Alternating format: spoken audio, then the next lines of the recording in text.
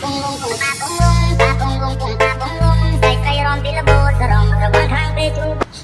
day mga master, ngayong araw ay magluluto naman tayo ng sopas. Generic style lang ang lulutuin natin kaya yan lang ang sangkap mga master. Pero umpisahan na natin. Una ay ngingiti at magkapainit muna tayo ng mantika. At syempre, una pa sa first, magigisa muna tayo ng bawang at sibuyas mga master. At gaya ng ginagawa niyong pagigisa pag mainit na ang mantika, susunod na natin ang bawang. A few moments later. At pagka golden brown na ang bawang, susunod na natin ang ating sibuyas. At syempre hindi mawawala ang mekos-mekos dyan mga insan. Bigyan mo kaya sila ng isang tornado dyan insan. Ay ayaw, baka daw matapon eh. At pag okay na ang bawang sibuyas, lagyan na natin ng tubig yan. Mainit na tubig ang ginamit ko dyan mga master para mabilis makulo.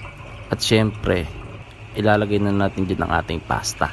Spaghetti pasta nga palang ginamit ko dyan kasi yan ang gusto ko eh. Bakit ba? At kalahati nga lang palang ilalagay ko dyan mga master. Hatiin ko sa gitna, tapos hatiin ko pa ulit yung kalahati kasi masyadong mahaba. Pero huwag kayong mag-alala mga master, hindi durog yan, okay lang yan. Mas durog pa nga yung puso mo dyan. At ayan, sige idiin mo, igi pa, igi. At ayan, mission success mga master, okay na. At next ay ilalagay na natin nga dyan ang ating pinutol na pasta mga master. At syempre pagkalagay natin ay tatakpan natin yan, maghintay lang tayo ng ilang minuto. At pag okay na, isusunod na natin ang ating carrots. Ayan, ilaglag mo na yan, gaya ng pagdalaglag niya sa pag-ibig mo. Ay parang tanga, ba't gumaganon? Sige na, sunod mo na yung hotdog dyan, dahil mong sinasabi. At nakalimutan ko pa nga walang bumili ng Nor Cubes mga master, kaya ito bibili na ako. At ito nga pala yung kotse na napundar ng kapitbahay namin. At ito na mga master, ilalagay na natin ng Nor Cubes para sumarap.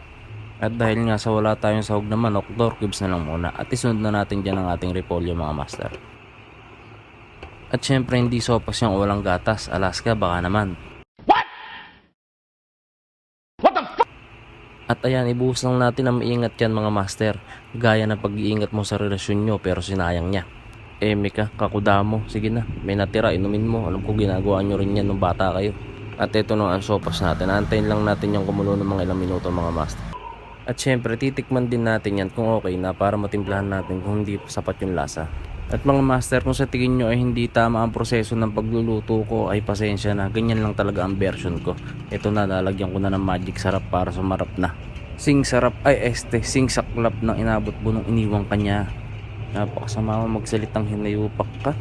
At sige, yan lang natin kumulo yan mga master, hintayin lang natin pagka okay na, di okay na.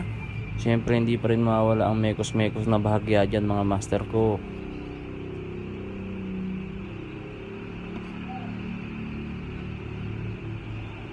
At syempre huli pa sa last, ilalagay na natin ang star margarine dyan.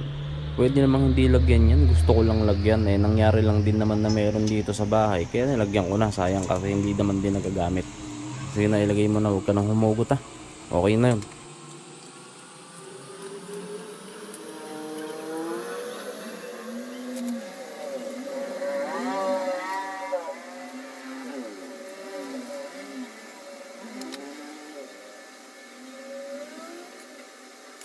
At ito na nga ang finished product natin mga master. Dagmukha rin naman siyang sopas kahit generic lang.